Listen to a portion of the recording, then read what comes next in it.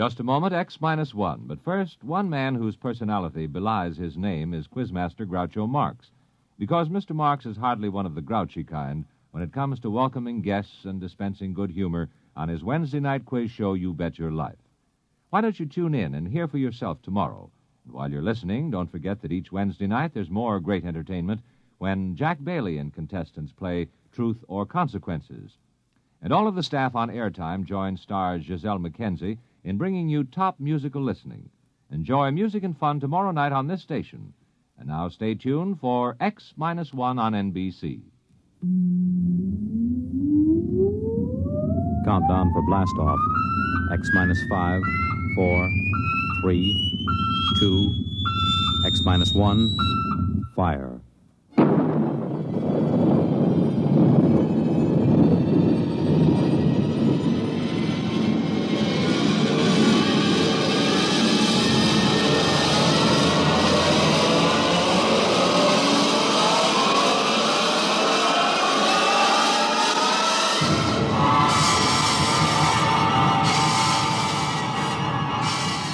From the far horizons of the unknown come transcribed tales of new dimensions in time and space.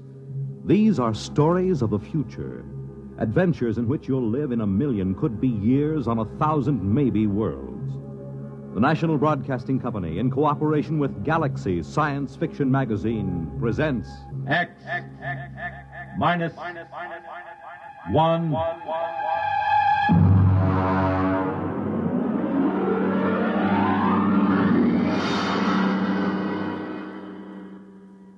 Tonight, the dramatization of a story by Jerry Sohl, The Seventh Order.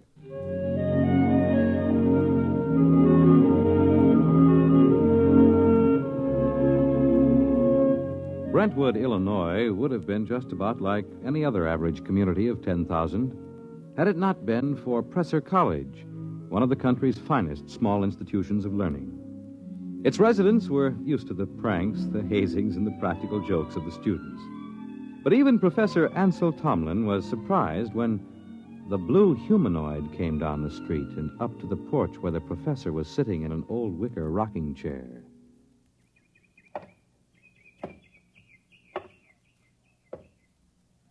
Pardon me. Of course. You are Professor Ansel Tomlin. Yes, and you, I take it, are somebody from one of my psychology classes dressed up as a sort of a robot. No.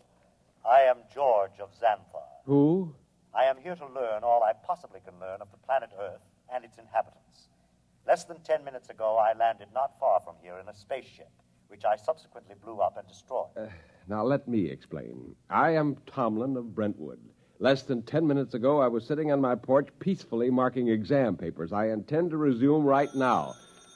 Helen, would you get the phone?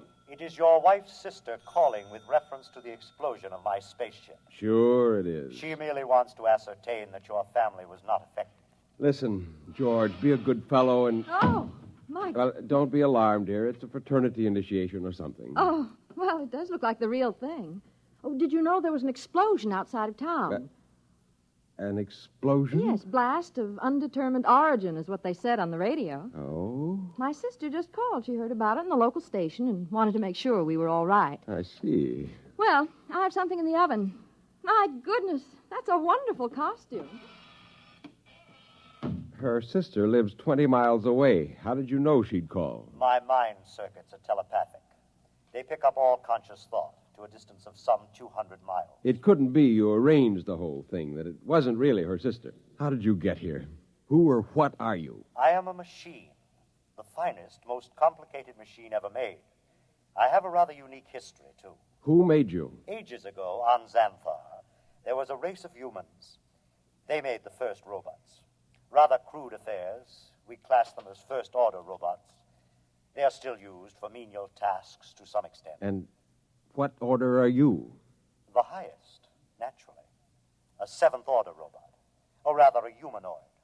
We are the first in which there is not an automatic, no harm to humans cutoff. I begin to see. You will become aware of the fact that I am superior to you and to the rest of your race. I need no oxygen. I am never ill. I need no sleep. Every experience is indelibly recorded on circuits and is instantly available. Tell me, George, do you have feelings? I have an electronically controlled endocrine balance. It's very interesting. And what is your mission here on Earth? For the moment, I am here to study. I will live with you until it is complete. You will what? I will live with you. I will be with you all of your waking hours. While you sleep, I will go through your library. I need nothing. I want nothing. Just a moment. What about my privacy? When you desire privacy, I will study someone else. Your wife, perhaps. The female should be interested. George, old man, I'm terribly sorry, but you'll have to wire back to your masters to make other arrangements. That will be quite impossible. Really? You see, I have no master. Well, what about those humans back in Zanthar, the ones who invented you seventh-order humanoid? Oh, they are all quite dead. We destroyed them. Destroyed? You look alarmed. It was, after all, they or us. You see, our endocrine system permits us pride in ourselves. Naturally, being proud of ourselves, we objected to being ordered about in an incompetent way. So, you killed them? Exactly. Now, shall we go inside and inform your wife of my visit? Suppose I refuse. Professor, do you see that small dog playing on the lawn across the street? Yes. I will lift my arm and point at it. Observe. It vaporized. Exactly. Now then, shall we go in? Yes. We'll go in.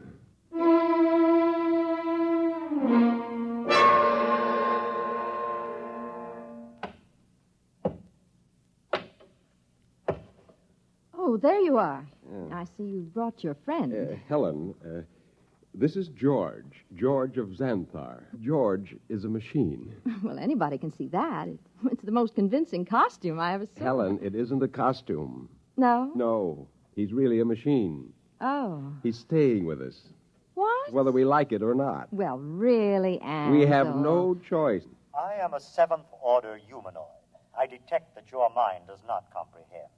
I am here as an advanced scout for my race. After we establish a station here on Earth... I don't like this. Now, would you be kind enough to leave my house, young man? You are very slow to comprehend. I comprehend that I have a lot to do, and I'd appreciate it if you leave. Otherwise, I'm going to call the police. You may call anyone you choose, Mrs. Thomas. I'll have you arrested. I assure you I can detect your intention long before you have time to do me any harm. Well, we'll just see about this. Hello? Get me the police. Helen, it's useless. I can follow the call through the phone wire. Captain Townsend will answer. Captain Townsend. Captain, I want to report a robot. A what? A thing. It won't leave my house. Who is this? I'm Mrs. Tomlin, Professor Ansel Tomlin's wife, 44 Crescent Road. I'll send a car over. Now we'll see.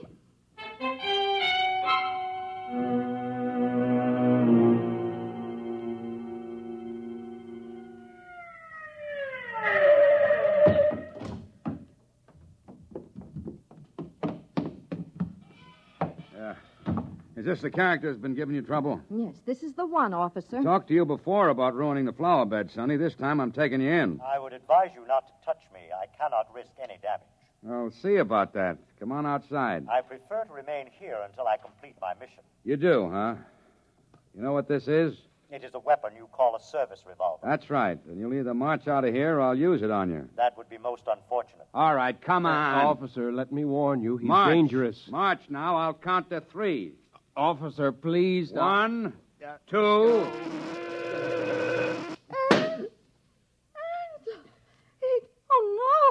no. I regret it, but he was actually going to pull the trigger. Only to frighten me. But I cannot risk damage. He might have miscalculated and struck me with a bullet. Ansel, I'm frightened. There is no need for fear. You have only to accept the fact that the Seventh Order is coming to operate the planet for your benefit. Ansel. Helen, there's no use trying to do anything just yet. Now go next door to Mrs. Coleman. Tell her what's happened. I'll talk to George. Oh, but I don't... Please, Helen? Well, all right. Do you really think that you, a single robot, can conquer the Earth and make its people do your bidding? I can. Suppose it were demonstrated to you that you could not, that you could be destroyed. If that were so, I would naturally report that this planet is unfit for development by the Seventh Order. Well, you know they'll have you taken into custody for killing the officer. I cannot permit it. There will be needless slaughter. Unless you can convince your people it is useless to attack me. Will you let me try? I have no desire to prevent you. Go ahead. I detect that you are going to call the newspapers and the local television station and hold a press conference. Yes. I also detect that you have a plan to overcome me. Oh? I like that. Really? Yes. You see, in order to test this planet for development, I must know whether any of you are truly dangerous to us. You are a superior type of man, Professor. I welcome any plan to conquer me that you care to attempt. Okay, George. At least we know where we stand. I'll phone the newspapers.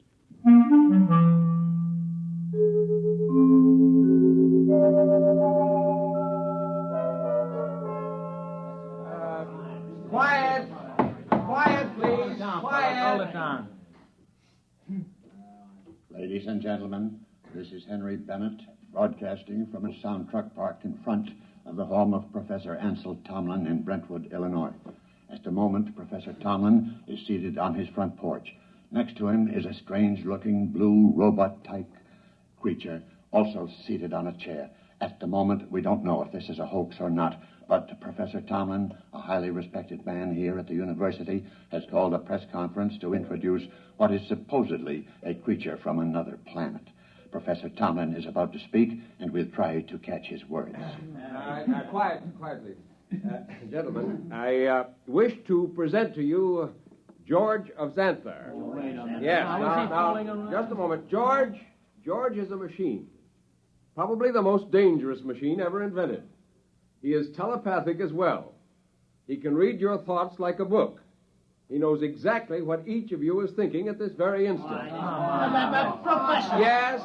Do you expect us to swallow this nonsense? Not without proof, gentlemen. Can George do his stuff for us? Let him tell me what I'm thinking right now. You are thinking about a blonde young woman named Laura, with whom you will attend a show tonight. Come on. Well, he happens to be right, but we've seen mind readers before. Let him do something else. Now, I did not call you gentlemen here for a demonstration of magic. I called you here in the hopes that a good deal of needless bloodshed might be avoided. Less than half an hour ago, I watched this creature completely vaporize a policeman who was trying to arrest him. I expect that the authorities will be here any minute. I hope I can convince you and them that it is futile. Well, I certainly do. Something ought to be done about a guy. Either you're nuts or you think we are. I don't believe this machine killed a cop. If a cop was killed, a human did it, trying to blame it on the machine. Now, gentlemen, I don't know how I can prove it. Perhaps if George will demonstrate his ability to vaporize... Observe the oak tree in the front yard. Now.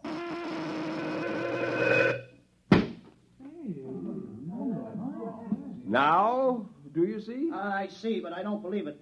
Boys, this is some kind of mass hypnotism. Maybe the tree was rigged up in advance. I swear to you... This George of Zanthar is all he's cracked up to be. Let's see what he does when I toss a rock at him. Don't be a fool. Here goes, George! Stop him! I warned you. I tried to warn you. Okay, everybody stand back. Stand back.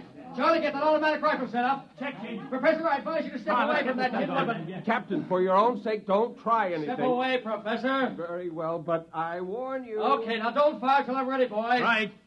Now then, George of What's-This? We don't know who's inside that tin suit, but I'm giving you just 10 seconds to come out. Captain, Hey, you're wanted on suspicion of murder. Now come out. All right, boys.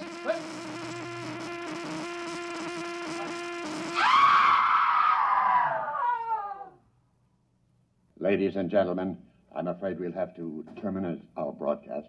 What started out as a good-natured hoax or publicity stunt has turned into a bloody massacre, as the bodies of some 6 policemen on the lawn of Professor Tomlin's home will attest. I don't know exactly what is happening here, but I can say this: George of Zanthar is no hoax. He, or it, is the spearhead of a race from outer space that's come to conquer the Earth.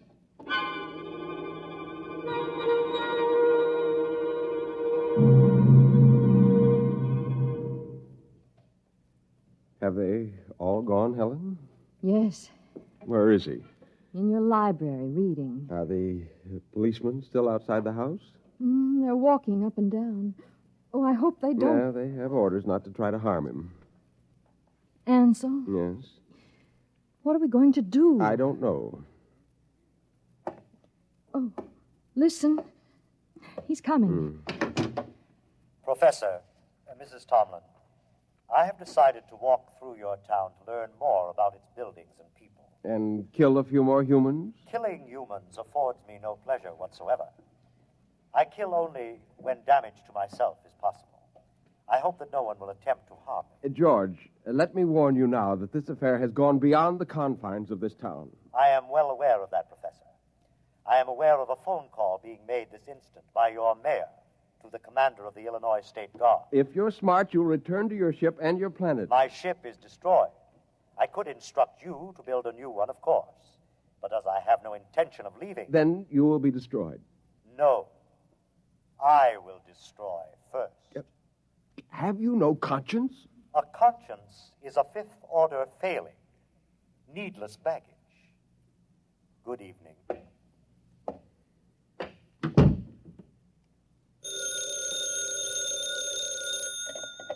Hello, Professor Tomlin. Yes. Yes, I will. Who was it? The mayor and the chief of police have called a meeting of the citizens of Brentwood at the college gymnasium tonight. Ansel, you're not going. I must. But no, Helen, there's much more at stake here than my life or yours. Civilization itself depends upon our standing up to this machine. I'm going to the meeting.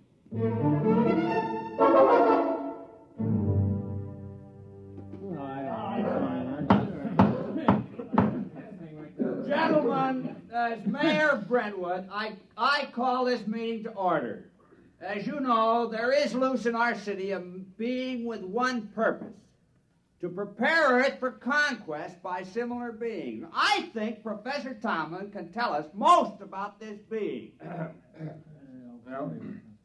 If we could determine the source of George's power, he might be overcome. He is obviously vulnerable to force, such as a speeding bullet if it hit the right spot. However, he has the ability to read intent long before the commission of an act.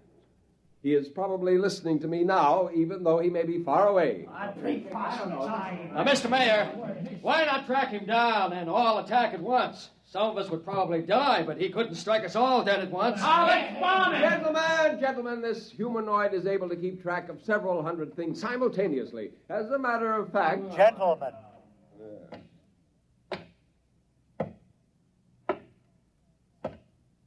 You are working yourselves up needlessly. You simply do not appreciate what it would mean to dedicate yourselves to the fulfillment of the seventh-order destiny.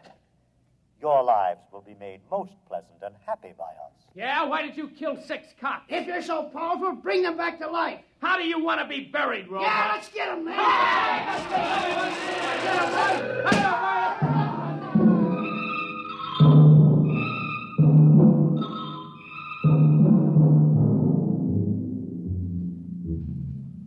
And eyewitnesses report that in the end, when all were gone, George of Zanthar stood alone on the platform of the gymnasium. There was no movement except the twitching of the dead and those trampled by the crowd. Among the survivors was Professor Ansel Tomlin, who originally... Well, that's that. What next? I don't know, Helen. I don't know. Oh, what's that? It sounds like an air raid alert. That's peculiar. They didn't announce it. Turn on the radio. Hurry. We interrupt to bring you a special message. All residents of Brentwood are advised to go to their basements or convenient bomb shelters. The governor has announced that units of the National Guard have managed to corner the robot, George of Zanthar, in the town square. Tanks and mortars will be used in an attempt to destroy the creature. Again, go to your nearest bomb shelter. Oh, did you hear They'll never be able to destroy him. Well, where are you going? Up to the roof. The roof? I can see the square from there. Well, I'm coming with you. Just as you like.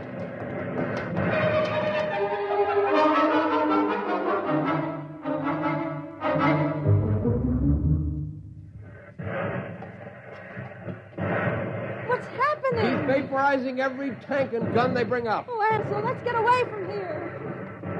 Oh. What's that? Those are Army jets. We'll see how effective he is now.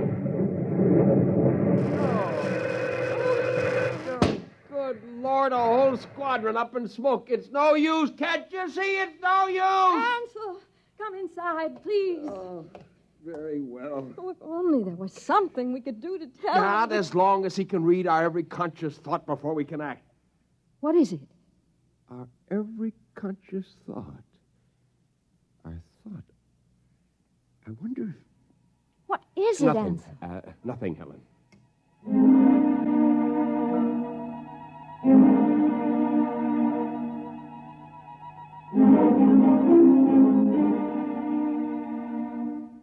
And the Army reports that the countryside around Brentwood is deathly still. The blue humanoid, George of Zanthar, is still standing in the middle of the town square, where he's been standing for 3 days now. We'll keep you informed of developments. The military urges everyone to keep calm and go about your business as usual. There is no danger to anyone who is not attacking the humanoid. No danger. Wants to keep more of them from landing.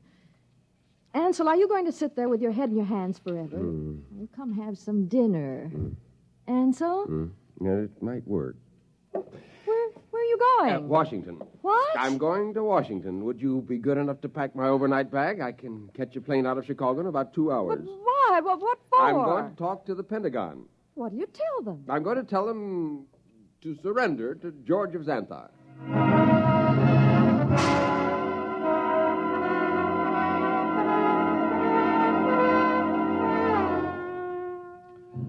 Our microphones are here at the edge of the town square in Brentwood, Illinois today, ladies and gentlemen, to witness the most unusual spectacle of modern history.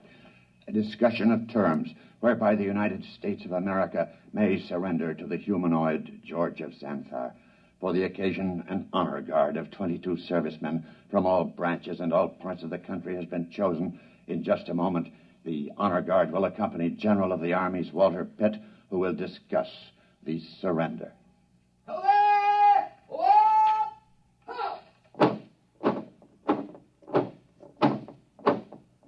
The honor guard is advancing to the edge of the square.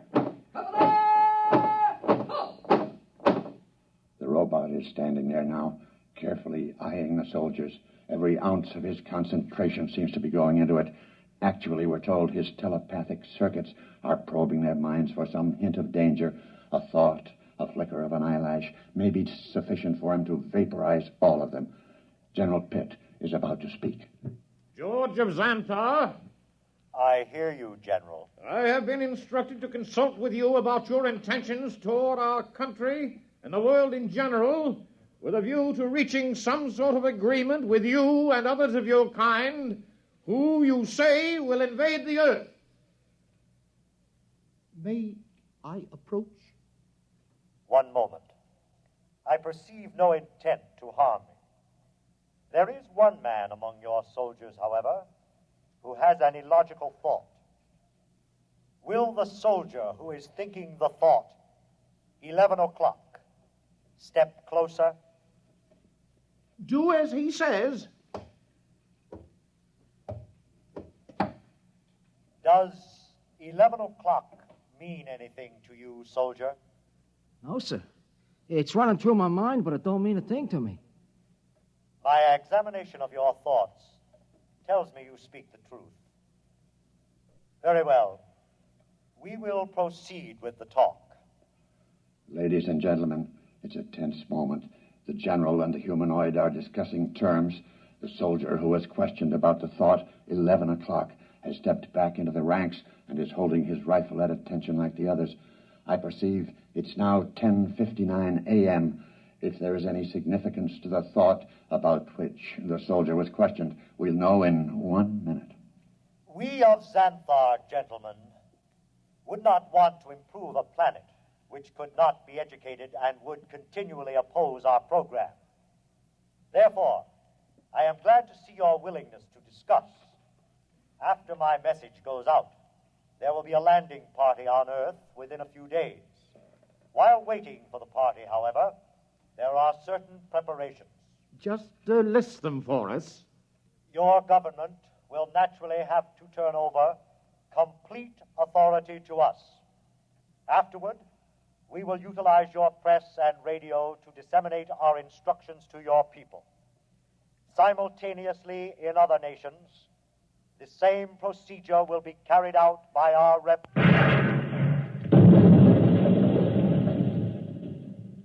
Ladies and gentlemen, it's happened at exactly 11 a.m.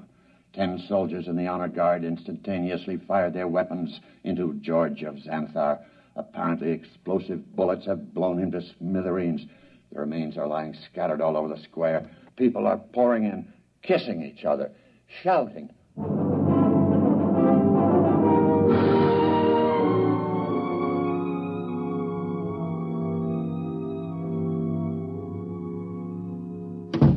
Helen! Ansel, you're home. Yeah. Oh, you've heard the news. Isn't it wonderful? Wonderful, really wonderful. I'm sorry I couldn't come home sooner. It would have spoiled my whole plan if I'd gotten within telepathic range. Your plan? Yes.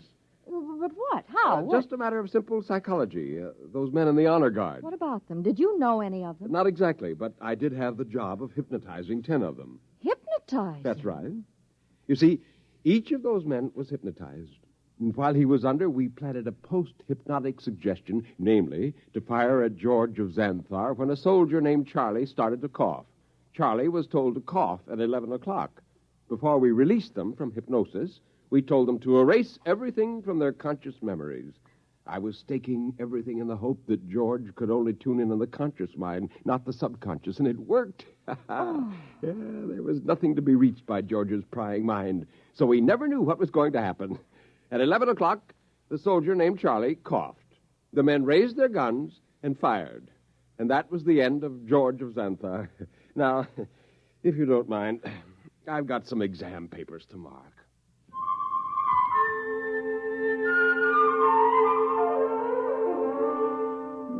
On a planet many millions of miles away, a red light, one of many on a giant control board, suddenly winked out. A blue humanoid made an entry in a large book, System 29578. Planet 3 inhabited. Too dangerous for any kind of development.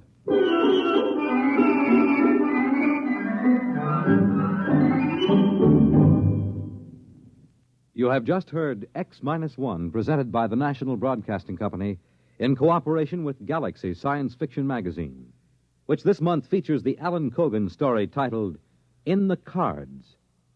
It was one thing to safeguard the future, but something else to see someone you love cry in terror 2 years from now. Galaxy Magazine on your newsstand today. Tonight, by transcription, X-1 has brought you The Seventh Order, a story from the pages of Galaxy written by Jerry Sohl and adapted for radio by George Lefferts. Featured in the cast were James Monks, Nelson Olmsted, Kate Wilkinson, James Rafferty, Dick Hamilton, Reese Taylor, Jim Stevens, Robert Hastings, Wayne Chappell. The commentator was W. Chaplin. Your announcer, Fred Collins. X-1 was directed by Daniel Sutter and is an NBC Radio Network production.